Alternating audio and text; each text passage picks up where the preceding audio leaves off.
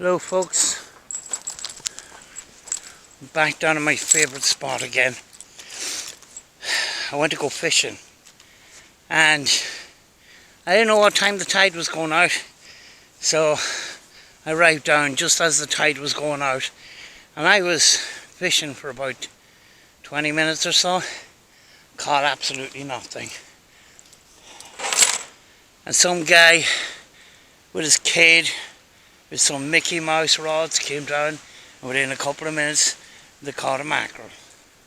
And then they left. And they left me with the mackerel. They told me I could have it. So that's what is happening now. There was a couple of showers of rain earlier on, but it seemed to have eased off. But I'm cooking my mackerel here on the table, and I'm having my cup of tea. But between the showers it's been pretty good. You know, I got caught up in a couple of showers while I was fishing, but the tide's on the way out, like it's just the wrong time for fishing. But yeah. Shout out to the guy to give me the fish. It wasn't a huge one, but it'll do for my tea, you know. You know, better than sitting at home watching YouTube videos, you know.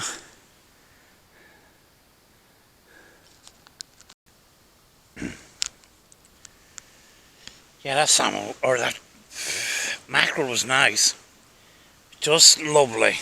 Look at here we go. It just fell off the bone, huh? There's the, you know, it was done nice and soft and stuff, and yeah, it just I was able to get the spine out of it easy enough. I just noticed that is I didn't add any flavors or anything like that, or salt or anything like that. I can't really have excess amounts of salt. But I noticed when you buy a mackerel that's vacuum packed in a supermarket, it's definitely not the same. I feel those vacuum packed mackerels that are in the supermarket have extra salt in it or something, because that was just nice. That was beautiful. Just the raw fish on its own. No flavours or anything like that, so I reckon there's a lot of salt in these vacuum packed mackerels, you know. But shout out to the guy who gave me my free tea. Enjoy that, and the rain stayed off, although it's looking a bit dodgy over there where that mountain is. But yeah, I thought the tide was on the way in. It's doing the opposite. Thought it was on the way in, it was actually on the way out, which would explain why I was catching nothing but seaweed. Every flipping cast I was pulling in seaweed. But it was kind of weird. That guy and a young kid came down. They were no more than flipping 10 minutes down there. Casted twice in that spot that they were in, and he pointed to the fish and he went like that and he left. So shout out, that was flipping lovely. And you know what, cooking outside it's kind of cool as well. I know you have to do a lot of packing up and stuff, but yeah, pretty nice. Because I've been in all day waiting for a package. I've been in all week waiting for a package, actually. It was supposed to come on Monday. Actually, it was supposed to come before Monday, but come Monday, it says, right, it's coming today. And it didn't come. And I stayed in all day. So it kept moving the date forward and stuff. And now there's no information at all. And then I rang the company and they said, well, we can't give you a refund at the moment because it's actually out for delivery. But it was in my town on Monday, so I just don't get it, you know. And it's not with Amazon, it's with another courier company that I've had difficulties with before. So, I don't know. But I couldn't stay in any longer. I had to get out. Even though my fishing was a bit of a disaster because I thought the tide was coming in. I didn't fully realise it until I came off the pier and came back onto the beach that it's actually going out. You know? But, pure miracle we got that fish, but that was lovely. Beautiful. Beautiful. The last time I had fish that fresh, I mean, like, the first one that I had was only, you know, it was just basically caught. I was working with a group of people, and one of the guys that I was working with had a boat, a sea boat, with a cabin and cooker and the whole shebang, and I helped drive the boat while the owner of the boat helped some of the women fish, because some of them never fished in their life, and they actually caught fish. But the minute the mackerel were caught and taken off the line, the minute they were basically gutted and put on the pan, and when you're out in the sea for you know, a long period of time, you get that really healthy hunger, you know. And yeah, my mackerel was tripping. It was a big one, and yeah, it was nice. You know, remember I had to borrow a jumper because I actually looked like a mass murderer after. I had a lovely white iron jumper, an Irish iron woolly jumper. Ditch like hell, like, but it was a traditional kind of fishing person's jumper, and that it was white, and it was covered in guts and blood and everything because I was helping the ladies while he was driving the boat. So we kind of took turns. Some of the ladies didn't like taking the fish off the hooks and stuff, so I had to help them with those and stuff. But yeah. Uh, we had to go. We had arranged to go out to dinner afterwards. After we got off the boat, after we cleaned the boat and left it, you know, back the way we got it, sort of thing. He's very particular in that. We had arranged to go to a restaurant, and I had to pour somebody's jumper because mine was filthy.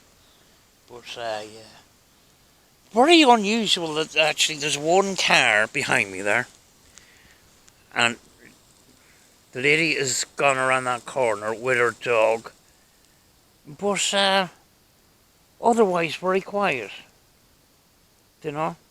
It was that man and his son earlier on that caught the fish, but that's about it, like, you know. But I have to go wash these dishes now, you know.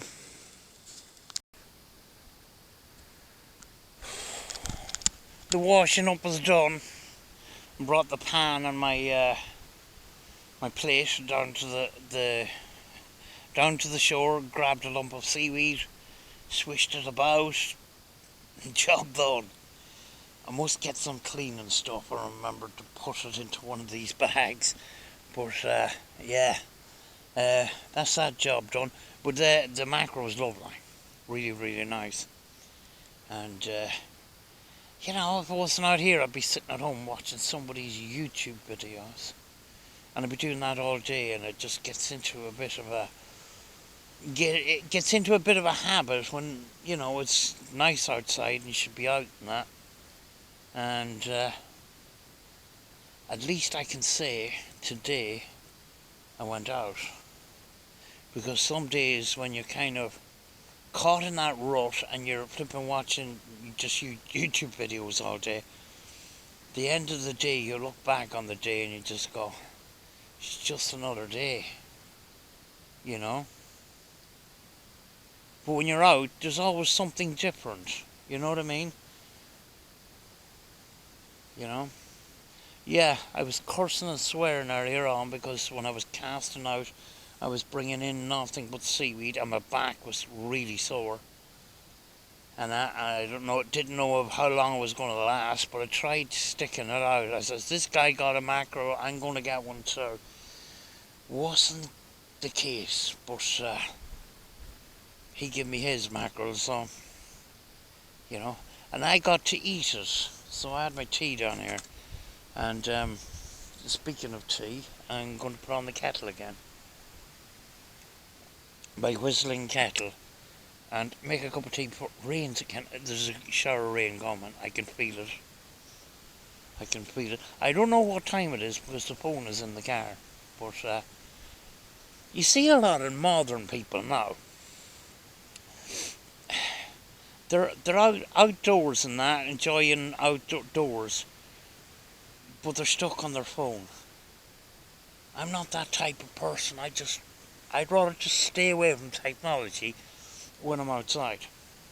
There's a time and a place for technology, and that's in your house. When you're out and about, no, that's for me, you know. You know, I'd rather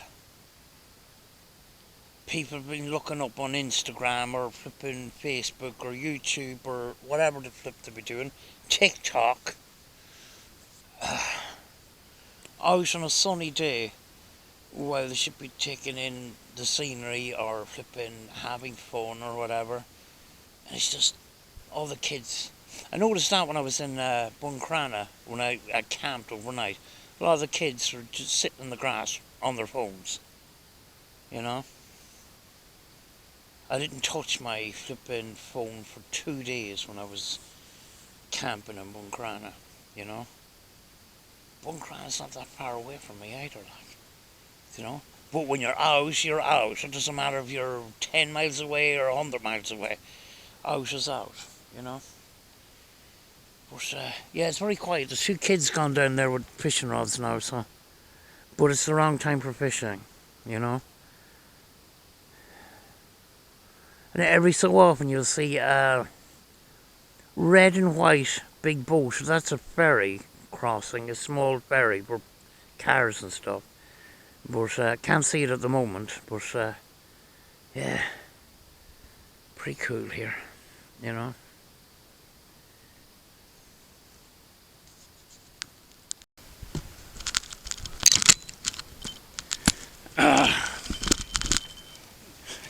Just noticed after I had my meal that my multi-tool, which is called a rock trail, I got it in Lidl a couple of years ago, and I forgot that you can use this as a knife and fork. You split it apart.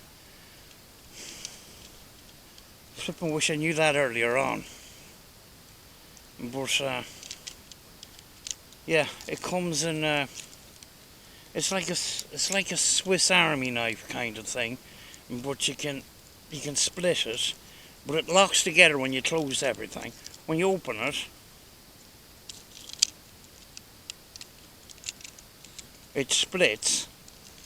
So there's your knife and fork, basically.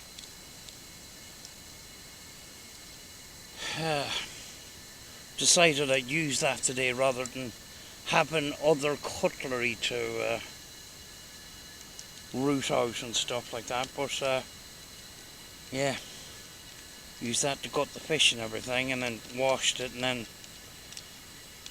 used it to eat my dinner. But oh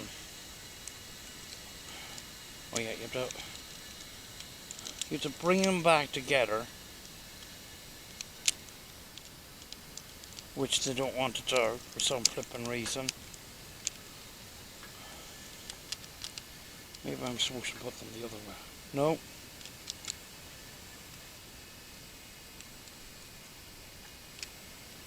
I have no idea what's going on here. No. No. Anyway, kettle's on for another cup of tea. Oh, this is frustration.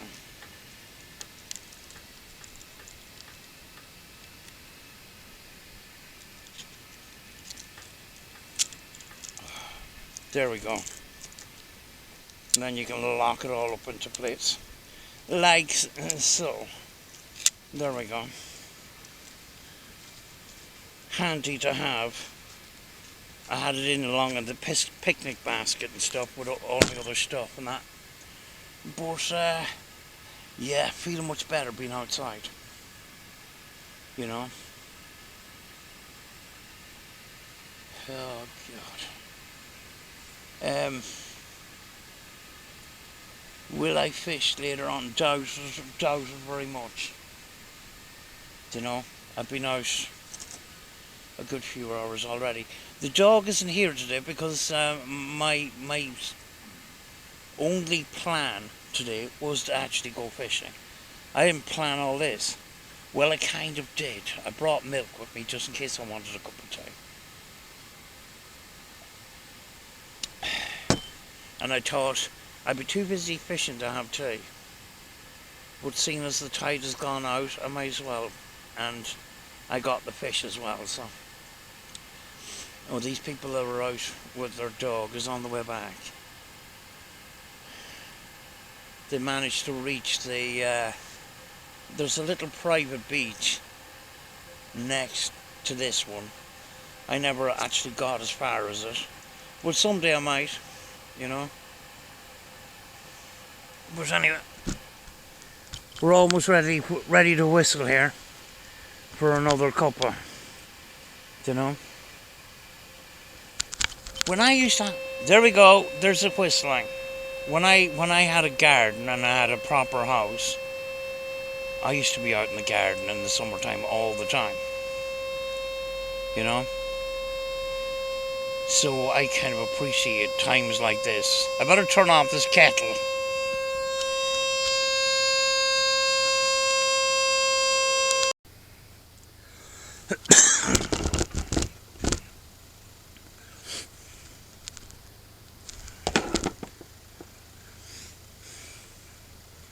That lady that just left there, dog exactly like mine, daft as a brush. But speaking of YouTube, you know, in the paranormal, oh my gosh, Mosarchi, you'll hear a lot about a lot of the debunkers talking about them in a negative kind of way. And I stopped watching Mosarchi a long time ago, and oh my gosh, because it's the paranormal stuff is complete and utter nonsense. But Omar, way back, noticed that the paranormal was kind of tipping off a bit.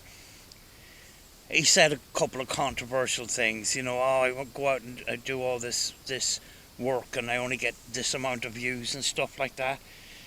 And people were saying, if you stop faking, you might get more views or whatever. But to back themselves up, they decided they would have a vlog channel. So Omar Gosh set up Omar Gosh Vlogs, and it was more to do with more personal life sort of thing. And he bought some land and he got animals. He used to have animals way back years ago, and then he had chickens and stuff, and used to call them, he had names for them all and everything. And then something happened between him and I can't remember the lady anyway, but she kind of doxed him and that. And he felt he wasn't that safe, so he decided he was going to move into a gated community, and he had to give up his chickens and his pet pig. But since then, he bought a piece of land, built a house on it, and he's got cows, chickens, all sorts of stuff. Mo Sargi, and I stopped watching him ages ago as well. he his second channel is called Sargi Family, and way back he bought a house abroad somewhere, and I kind of stopped watching that channel for a while, and I recently came across it again. And about 9 months ago, he bought 200 acres of forestry and marshland, and there's a little cabin on it. And he's starting to do this off-grid kind of stuff, and it's actually quite interesting. Now, I decided I'd go over and look at his paranormal stuff, and of course, the flipping cabin is haunted, and the land is haunted, and there's graves on it, and there's all sorts of funny creatures in there, and Bigfoot, and all sorts of crap. But his vlog channel is absolutely fantastic. Where they got this, the cabin was on this land, and he started developing it. He started fixing it up. It's completely off grid. He got sponsorship, some battery company, and he's producing his own electricity. He still has to take in water and stuff like that, but I like that kind of stuff. And he seems to like it too. He's actually grafting, you know.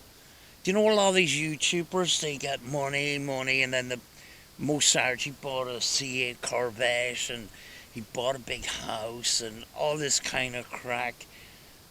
He's more interesting now because he's making things.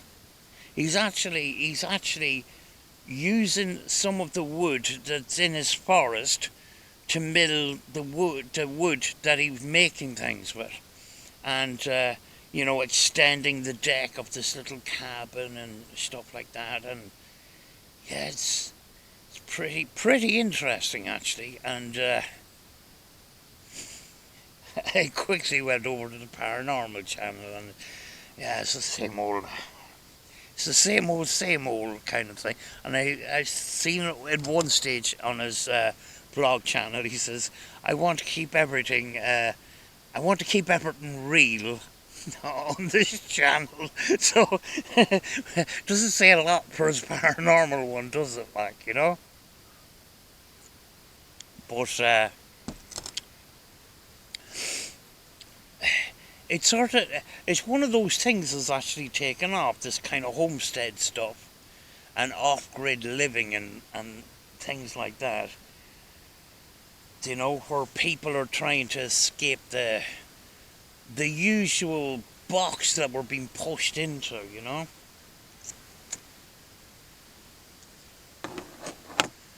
And he's just learning stuff on the way, kind of thing. It's pretty interesting. Omar's vlog channel is okay. It's just Mosargi's is developing things, you know. Yeah, Omar was developing his land, putting fences up and buying chickens and buying livestock and going out talking to them and stuff like that. But Mo is developing things in real time. And the one thing that he's obsessed with too is these trail cameras. I have 2 of them myself. And he puts food out in the forest, and he puts up clips of what he captures on the trail cameras, like deers and rabbits, and there's been wolves, and there's been black bears. So yeah, it's kind of interesting, and that great to have the money to buy 200 acres. It was only over $200,000 for all that land, for the 200 acres, which is pretty good, like, considering, you know, how much you would have to pay to build a reasonable size house and that. But every day, it's kind of like his vlogs, the vlogs on that channel is kind of like he takes the camera. He takes the camera along with him as he's doing his work, kind of thing. Sometimes he might be just mucking about on a four-wheeler and that, but it's kind of relaxing, if you know what I mean. You know, never thought I'd see most Archie doing some hard work, but it's actually quite interesting. You know, but quite a nice evening, but not many people here. Well, we've got them two down there, and the other lady left, and then there's kids fishing down on the pier there. But that's about it. You know, had a couple of showers earlier on, but that's it. There was nothing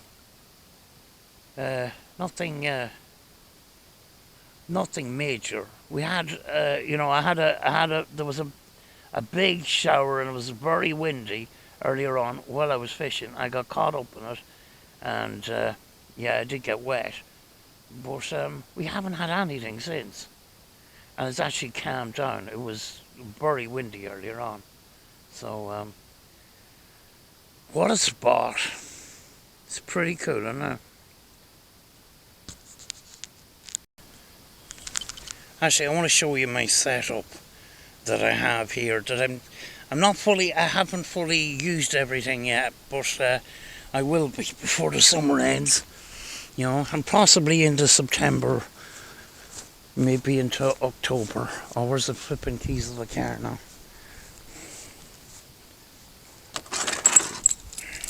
Well, you know, have the table and chairs and cooking stuff and all the rest of it. This is why I need a van.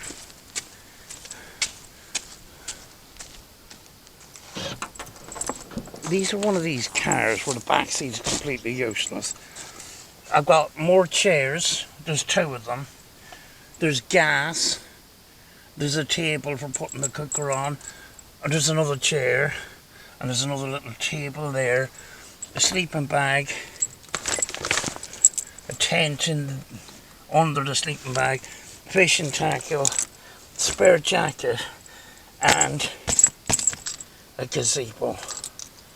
And it's a good gazebo. It cost about €80 or £80, which is £89 or something like that. £79, sorry. £79, and it's got the sides and everything. So I'm hoping to use it for camping or day trips. So I have someplace all day kind of thing, and if it's raining, it doesn't matter, you can sit in, do you know? Oh, I didn't notice that. I never noticed that before. I didn't know that button was there. But anyway, always bring some water, spare clothes, and a few other bits and pieces, another flipping table in there, and some gas and stuff. But it all just about fits in, sort of thing. Not the safest way to flipping carry around stuff, but at the end of the summer, when the weather starts getting colder, that stuff will all have to come out, you know. But I think it'd be more safer in a van. That's what I was looking for in the first place, and then that came up cheap, so I went and I got that instead. But back to my tea.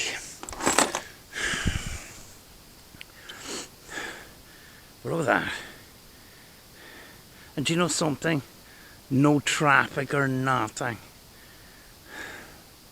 I live in an apartment on a busy road, and I'm hearing traffic all the time, and sometimes my brain needs a rest, and this is where I get it, you know.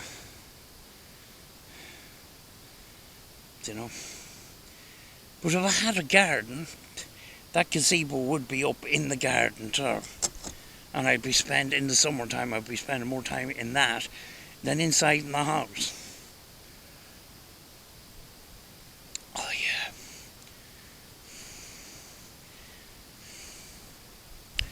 And I mentioned in my other channel, I'd bring the dog down here and I wouldn't stay as long.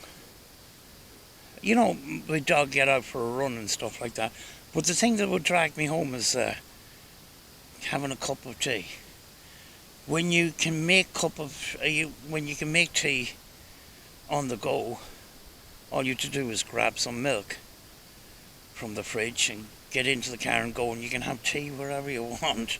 So I only started setting up all that kind of stuff, and that the last time the dog was out, God, we were out most of the day, you know.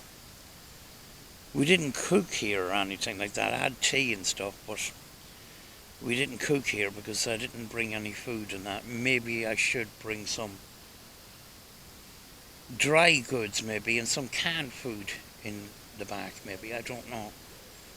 But I was just lucky today I got a mackerel to eat, you know. So I had my tea out here, you know.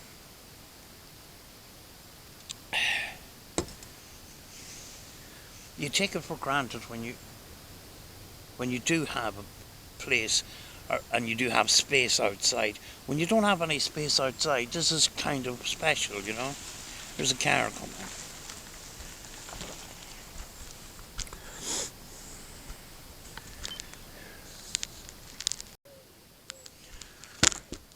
There is a guy that comes down here, an old guy, and he's from the area sort of thing, and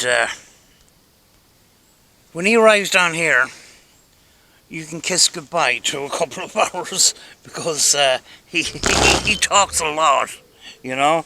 But there was one. He does have a lot of ghost stories and that. And there was another ghost story of this area. There's not the abandoned church and the graveyard there. That's not the graveyard I'm going to be talking about.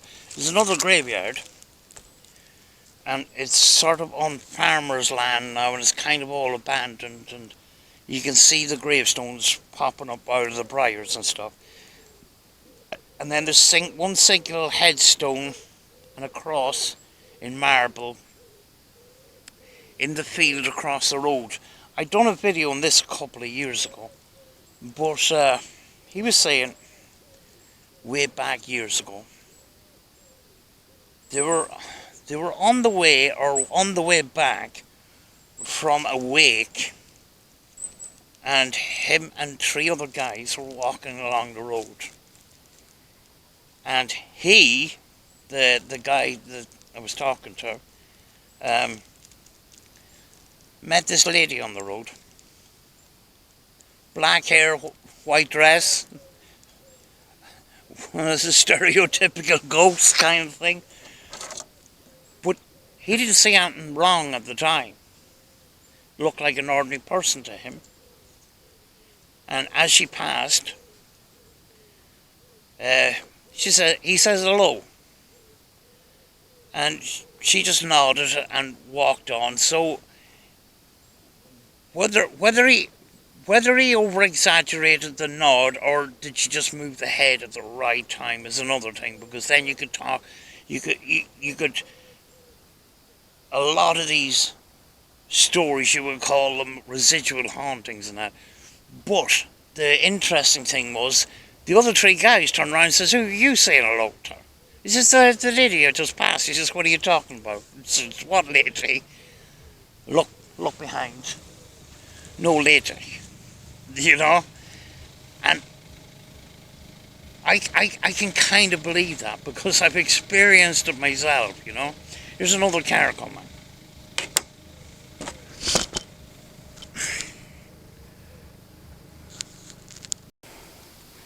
That dog was around. There's another wee dog. Hello. They must be local dogs. That dog was around earlier on. Hello. Oh. Okay. Hello. You going to say hello to me? No? How are you?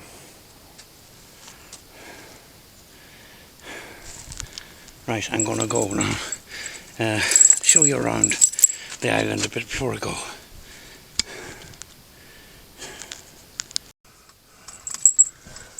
Right. We're all packed. Very badly. I'll sort it out tomorrow. And it's starting to get dark. Tide's starting to turn a bit. I'm not hanging around to 12 o'clock to catch fish. There will be other nights. Right. Let's see if we can get down to the other beach before it gets too dark. Fucking hell.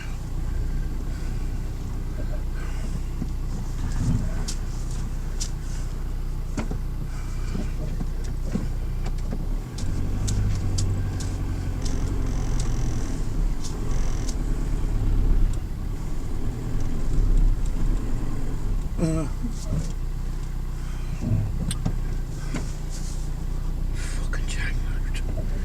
Oh, I'm stuck.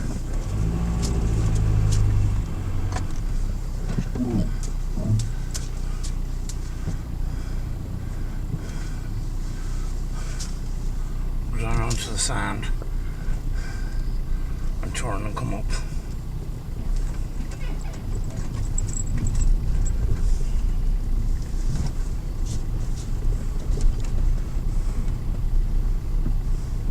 It's the top end where the sand is really soft. It's very important that you don't bog the welly here. Nice and easy. There we go. We're off. Of course, in the winter months, or especially autumn, that hill that it just climbed is covered in leaves, and if it's frosty, you can forget about it. But it's very slippy on that hill, and can be difficult to get out of, you know.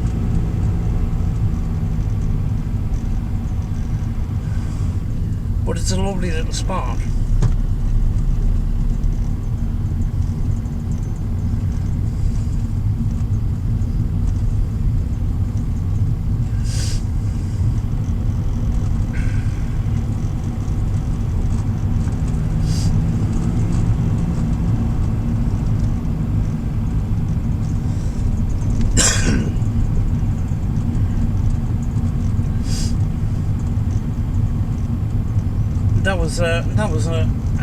That was a nice evening.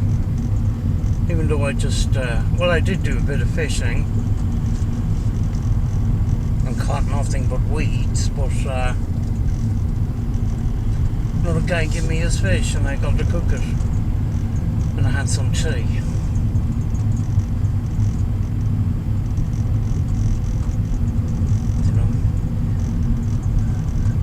The dog might have got her on the way of me fishing and stuff like that, so I just didn't take her today, you know. But she would have appreciated a couple of hours out. But she was out the other day. I was having tea at the same exact spot, and we were out a good few hours actually.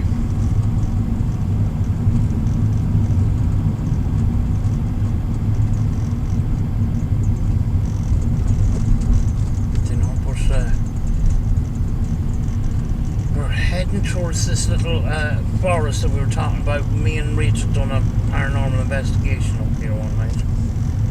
Just here off to the left. There. That was a weird night. We didn't even plan to do a paranormal investigation.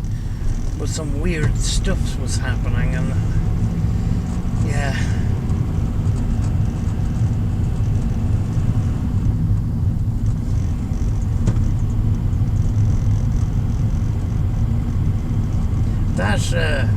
That forest is one of our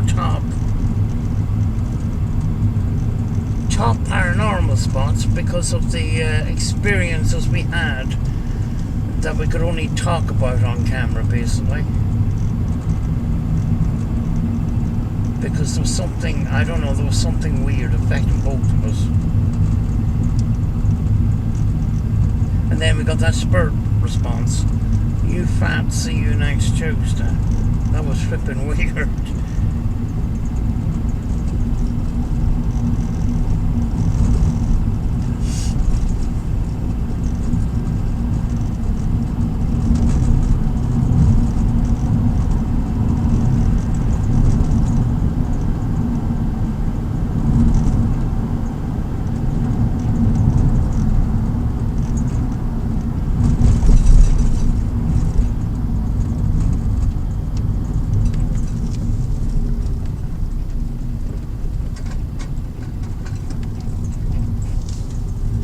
Here's the, I think this is the spot now. We're coming up to it. The graveyard that the guy was talking to, saying that the graveyard was kind of split in half when this road came through it. And this is where he had the experience meeting the ghostly lady along this road here.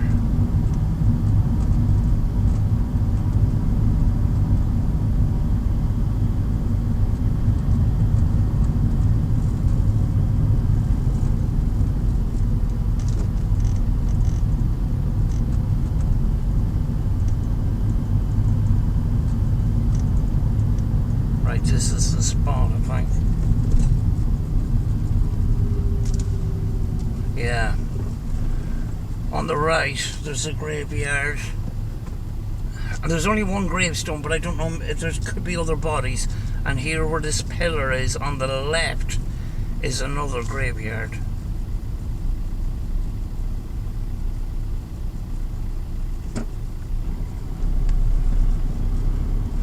I don't know if there's a church in there or anything like that. I must talk to the guy again. You know, give me more information on that one.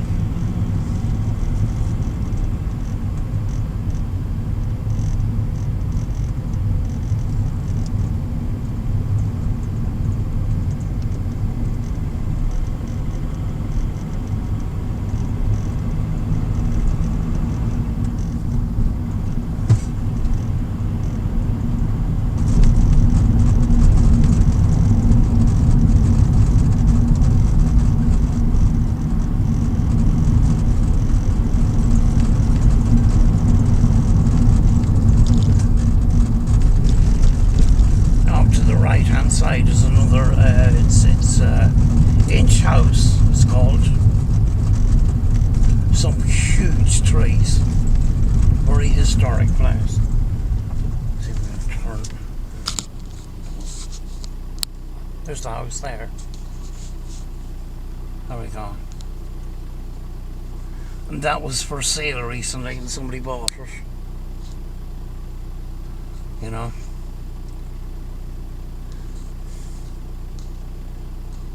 Some absolutely massive trees in that. So, pretty historic place. I don't know if there's any ghost stories involved in that one. I didn't hear any. I looked it up and I didn't see any, you know.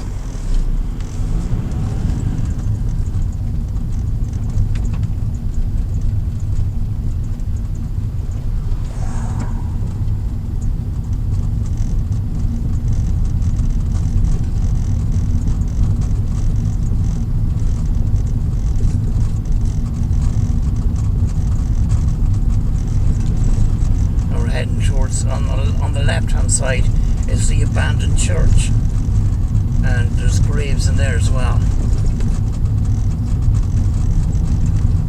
Done a couple of videos in there.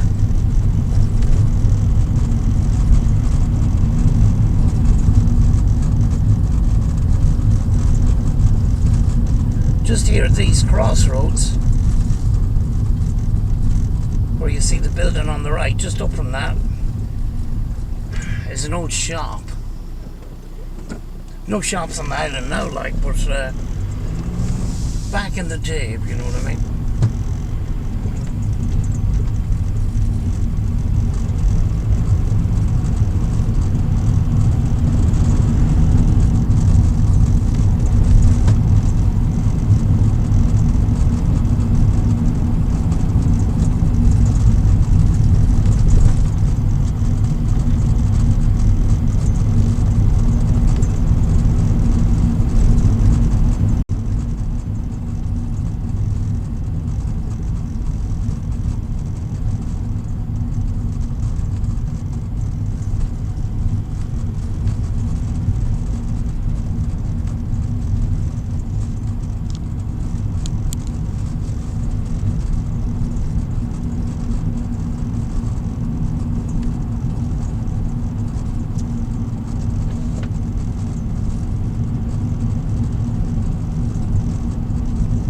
something rattling in my dash. I hope it's not picking it, the microphone isn't picking it up too much.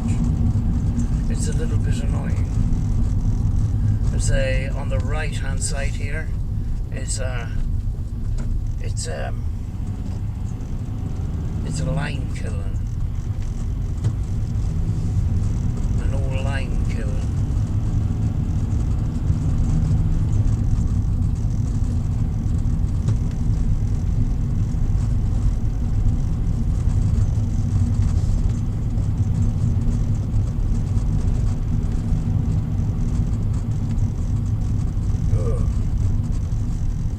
Tired now, it must be near 9 o'clock. Oh, it's flipping, it's 7:30.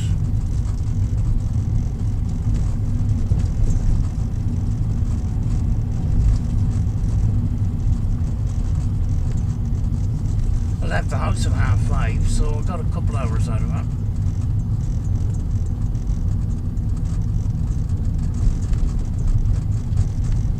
There's a little, you buy eggs and things off that little stand. Island eggs. It's stocked up with eggs, and you put your money somewhere in the thing. It just trusts that you pay for the eggs, that you don't, you know.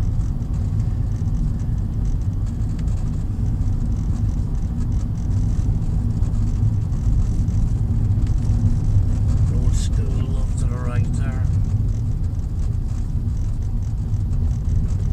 We're heading down to the other beach now.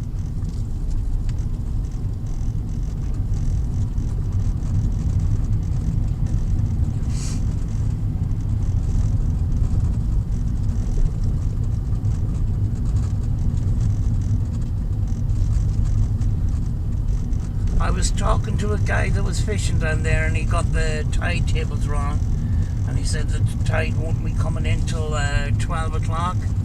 That'll be midnight. He says that he got a good lot of mackerel last week. I'm not hanging around till 12 o'clock. I just, yeah.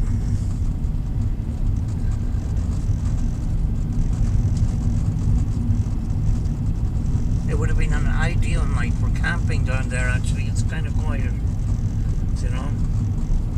We might get a night down there.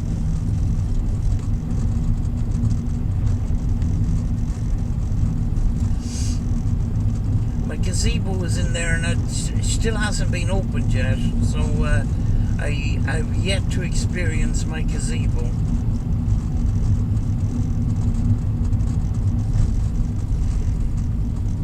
My home away from home.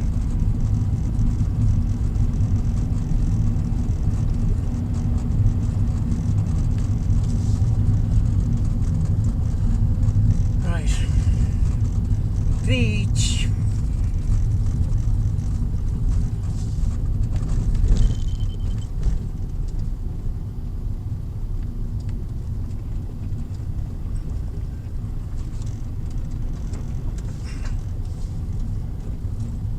There you go.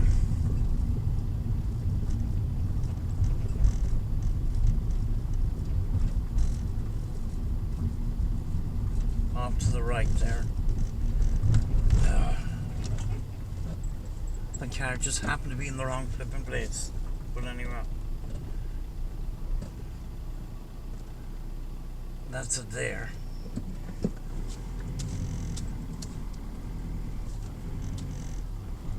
I could go on straight, but it's an extremely narrow road, and I just this hour of the night I don't want to just stick to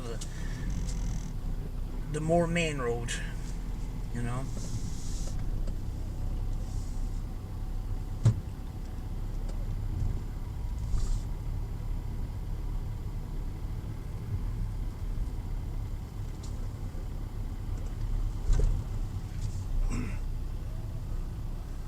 Gonna light a cigarette, but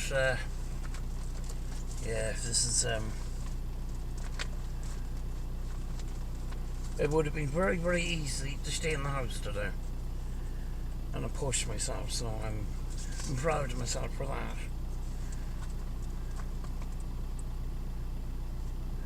Ahead, just over You can see there's a caravan sort of straight ahead. There's a little house on that site, a little cottage, and it's flipping derelict, and it's a flipping shame because it's a really nice spot. Just waking up in the morning and walking out and seeing the beach. Such a flipping waste, like.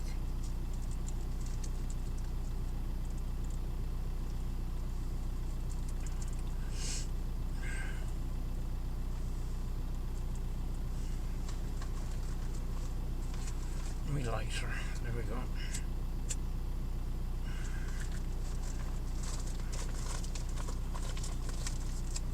It's a lovely spot.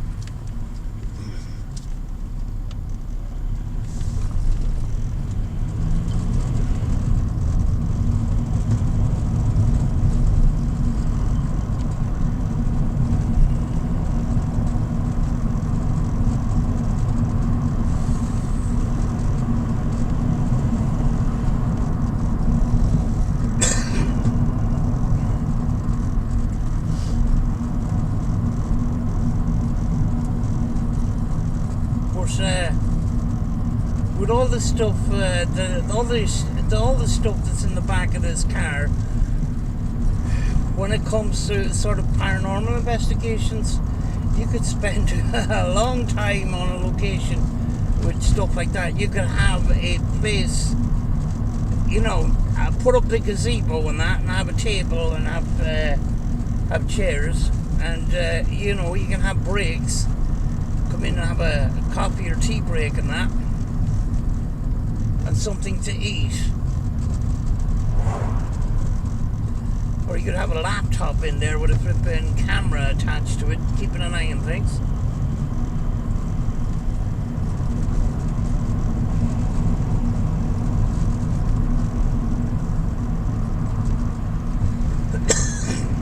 There's this lovely little house on the right hand side there, see it?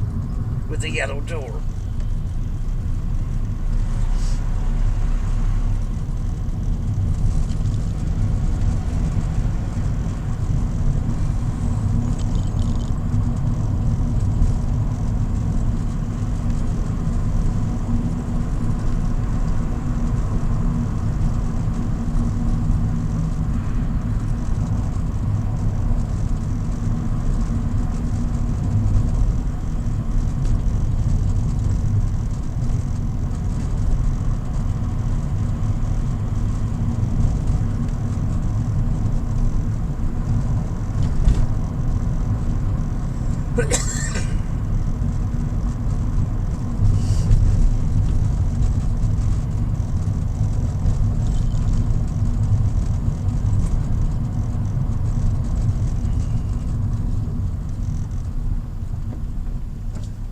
On ahead.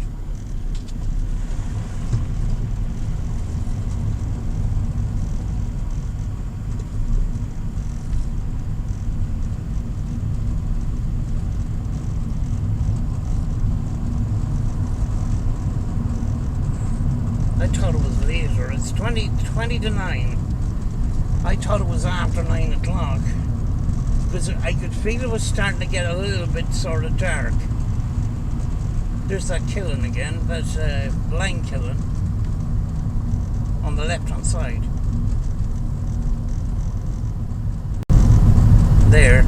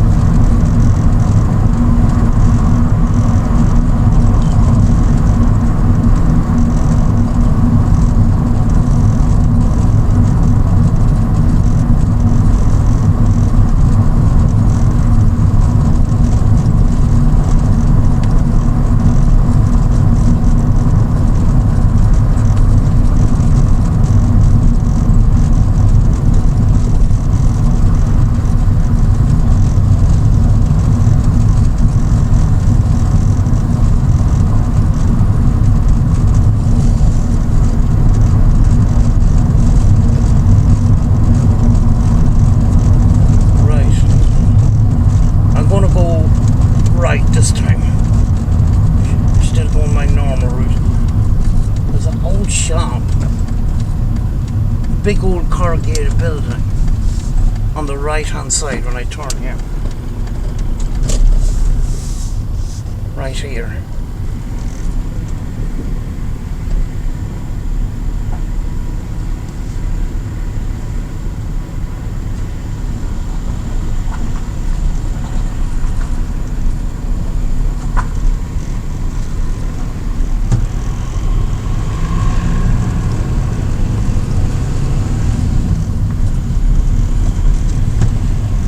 Right through the middle of the island now.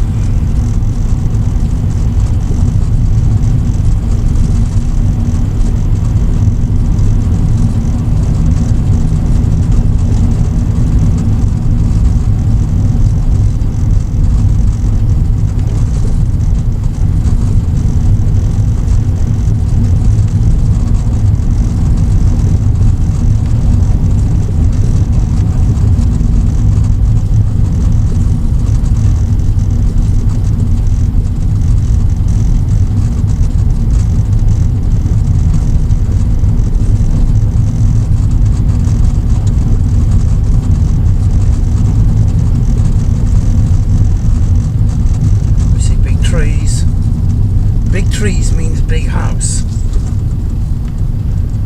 I'm looking at the right here. Here we go. Look. Watch this. This gate is always closed. Beware of dog. There we go. That's a nice looking house. That car is always there too.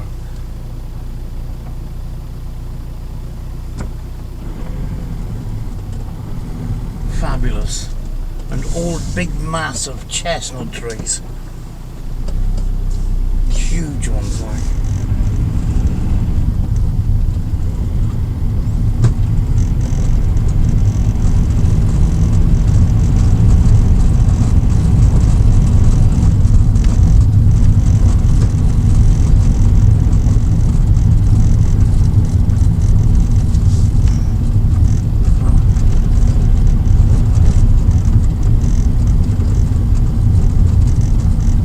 There's a house being built down here. I hope I don't pass it. And they're building most of it out of recycled stuff. Old doors and old windows and leftover pieces of wood and stuff like that.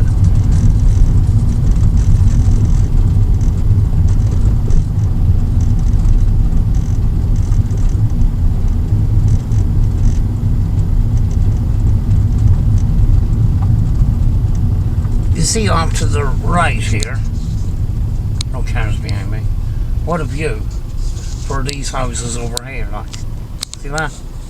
That's beautiful. Still, you know, it's in off the, you know, it's sort of in the middle of the island, but you're sort of up on a hill, and you can see down to the shore. There's the house. There. I thought it was a bungalow, but it's not.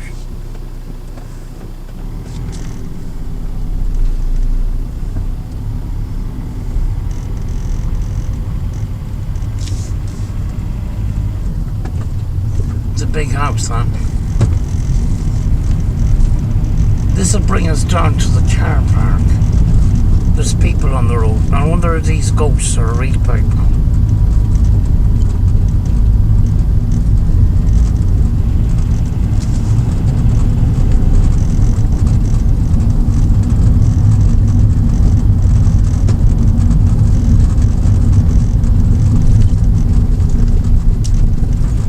They waved at me back, so they must be real people.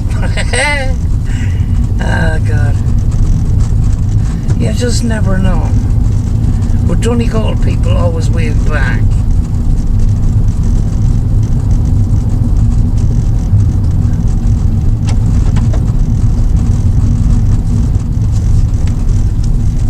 The question is, does Donegal ghosts wave back too? I don't know. But anyway, we're heading towards the flipping really sharp corner.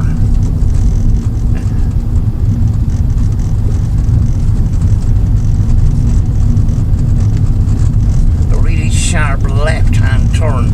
There it is, right here. Watch this. If you had a big vehicle here, you'd struggle, and it's right at a dangerous bend. I hate this. This is completely and utterly blind. I hate it so much. Oh, I can see it now. There we go. I'm going to pull into this car park for a second. Some people do camp in here sometimes.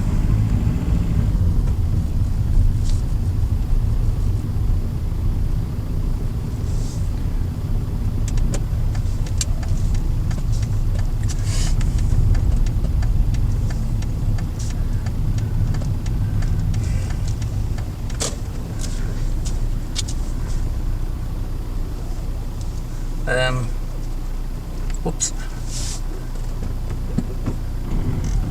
Sometimes you hear the geese. This is a kind of a marshy area where the geese are and that.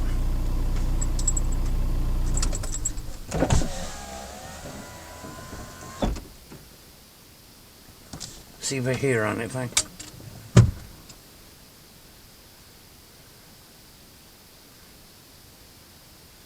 That doesn't make any sense.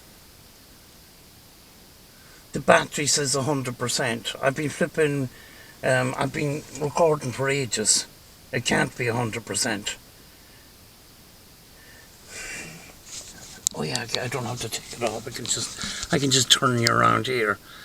That's why I wanted to pull in, because I wanted to finish off by having a wee chat with you. But I'm going to roll a ciggy first.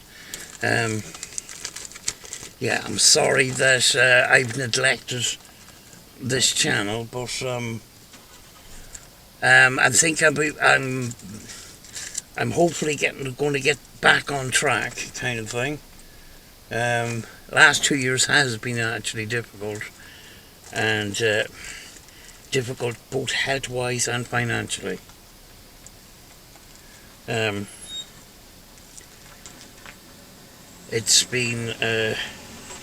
It's been stressful, you know. So yeah, it's restrict my ability to get out and about when I wanted to, and that. So it's up to yourself. But I have left a link to my PayPal in the description, and if you feel like supporting the channel and supporting my future videos, feel free to support there. I would be very much appreciated, but it's optional, you know what I'm saying. But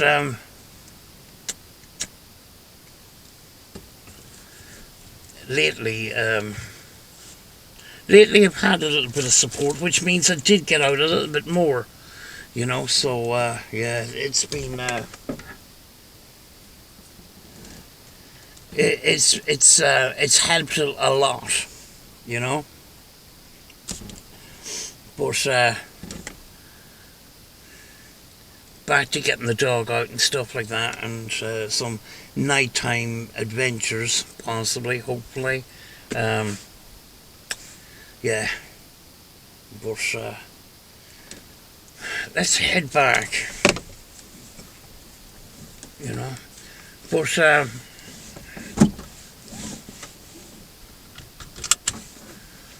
with this stuff in the back, it's just been very handy to just have a day out. Bring some food, bring grab the milk out of the fridge.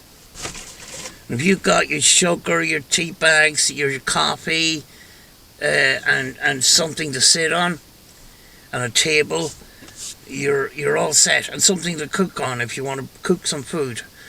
Hop into the shop until on the way out and that. Pick yourself up some burgers, some beans or whatever, and Bob's your uncle, you know. So there will be more of that.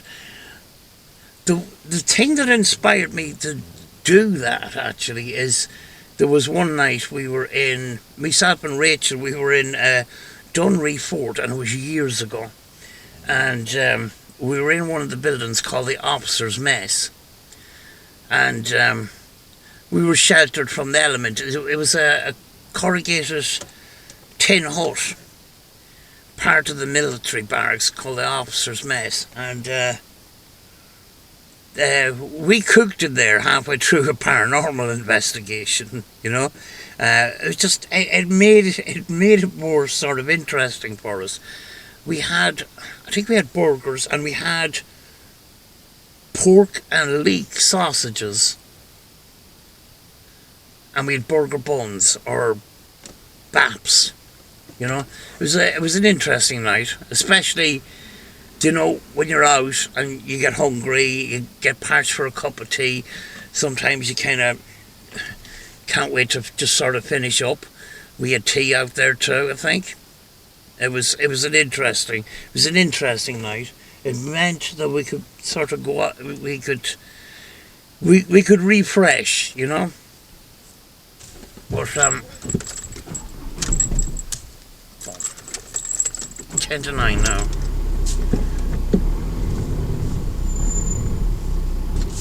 Shit.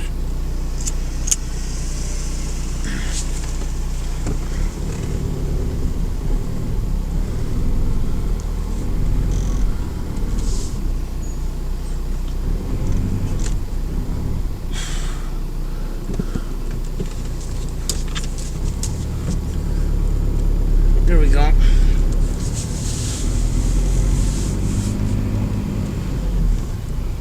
Hey, dude.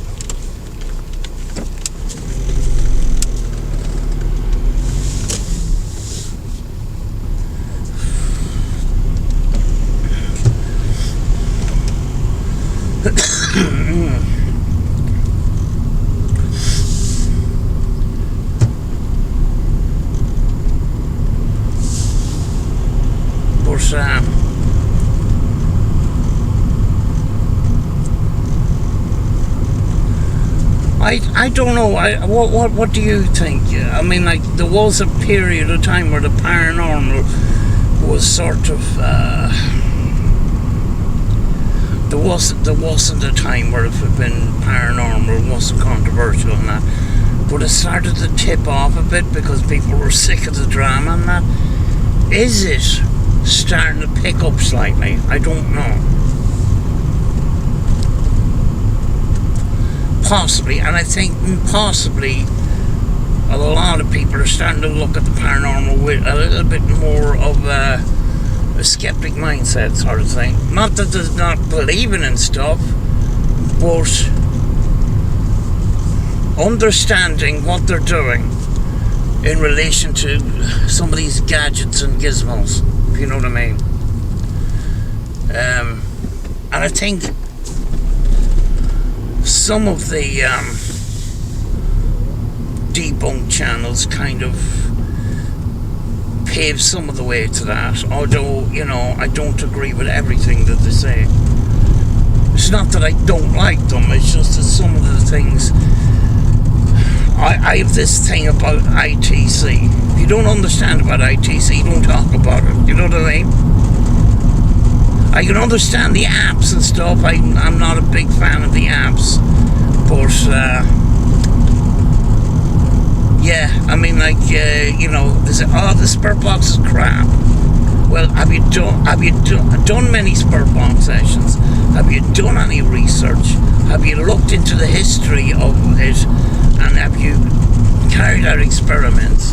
Because we've been doing it for 10 years, you know what I mean? And we're getting interesting stuff. Now, here's the thing. a lot of the things that we do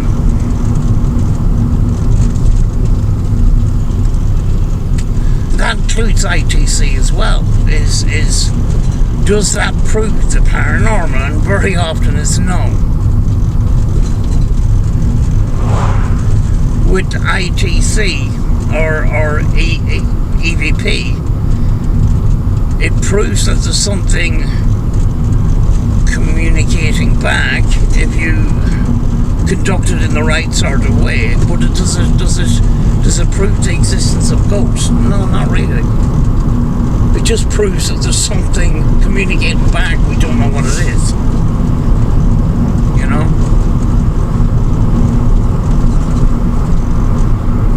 But that's the same with any piece of equipment.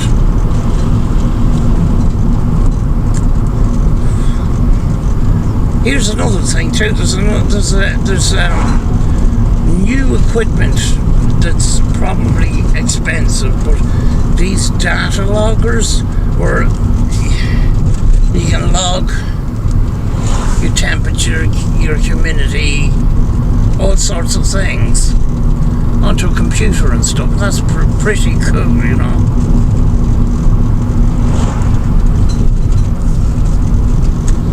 So you can document things in real time. But when it comes to, I've kind of given up on abandoned buildings because there's legally it's kind of dodgy and that, and it was an abandoned building that finished me off for a long time when I went through a flipping floor in Dunry Fort. I mean, like, I done my head really bad. But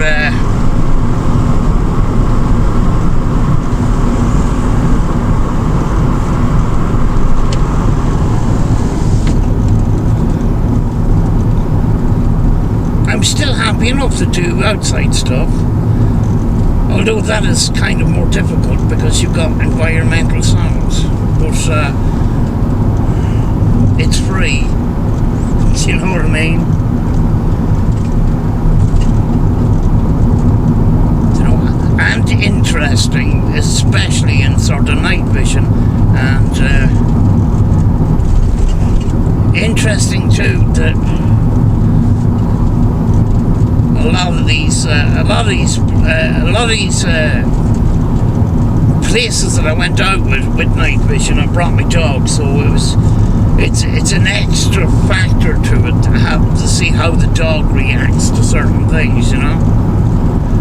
Of course, when I'm out and moving, I tend to travel kind of light and not be weighed down by equipment. Then I noticed too, the last time we went to Cumber House, I says to Rachel, I'm not flipping carrying these boxes up and down the stairs. We used to bring cases and cases of equipment, and the other team that was with us, they used to pack their boots full of flipping equipment too. And then we found out that half the stuff we didn't even use. So we're looking all, you know, I live in an apartment. I have to go up and down 2 flights of stairs with flipping heavy cases. And there's no point in carrying big heavy cases up and down 2 flights of stairs just to show off that you have a big pile of equipment and you're not using that one. What did we use? Did we use a voice recorder, a camera and a spurt box or something? That's about the height of it. But when I'm out and about, whatever can fit in a small bag, a small shoulder bag, over the shoulder bag, is what I bring, you know. And sometimes I don't use any of that stuff at all, just a camera, you know. The camera has your visuals and your audio, and depending on there's a theory around the EVP and that. that a badly shielded microphone is more successful for EVPs than a modern shielded microphone. And there's a lot of evidence to show that possibly could be true. You know, but sometimes camcorder, when I was using camcorders and that, I was picking stuff up on the camcorder. But you know, with some of these camcorders, the microphone isn't the best, and maybe that is pretty, you know, it's kind of good for EVPs and stuff. But if you're in a forest or something, you don't want to be looking around piles of equipment.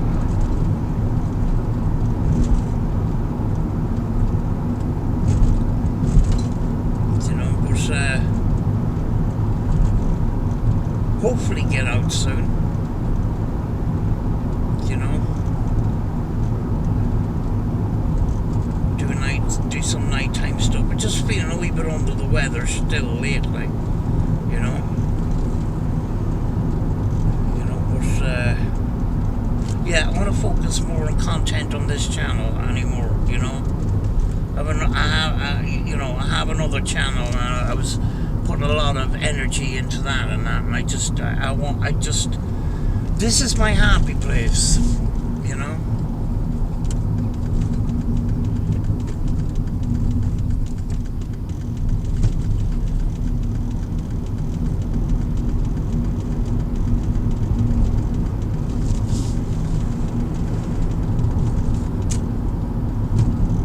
What time is it? 9 o'clock. People are putting their lights on.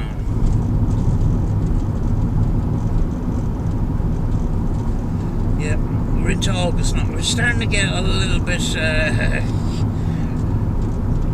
starting to get back into autumn again. There's a slight, it gets kind of darker a little bit earlier.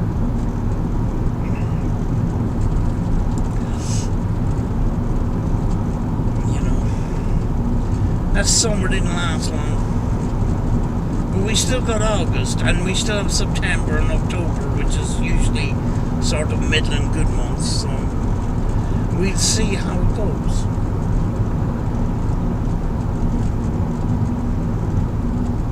At the same time, I don't do all paranormal stuff, as you flipping know. Film whatever, you know. Just like today, you know, somebody gave me a mackerel. I decided, right, we're going to make a picnic. Let's have it.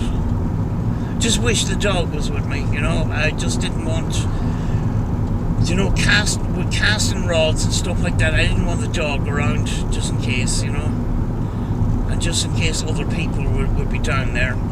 There was only two people that I met down there while I was fishing. Was that father and child,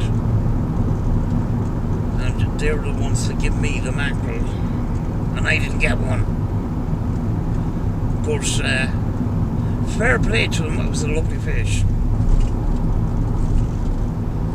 It was a lovely fish, and it was, what a flipping great way of cooking it. Cooking it outside, where you got it, you know.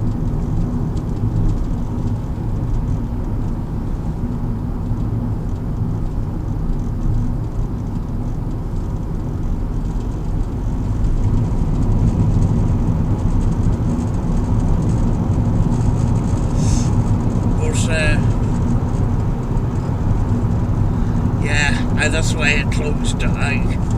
He didn't indicate, but I was kind of half thinking that car was wanting to get back into this lane. I'm psychic.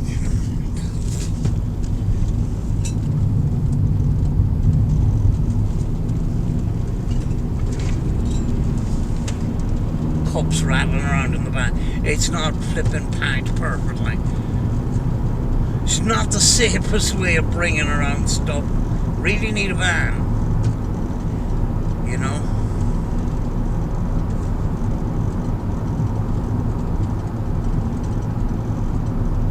It's not the most practical car in the world, you know.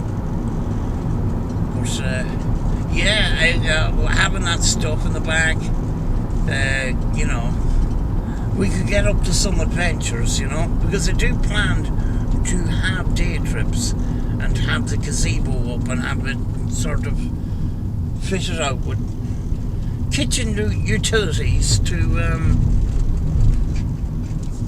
cook and make tea and all that kind of stuff, which means that would stay out longer, you know.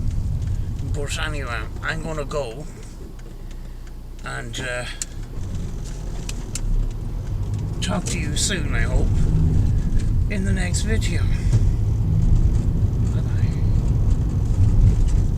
bye.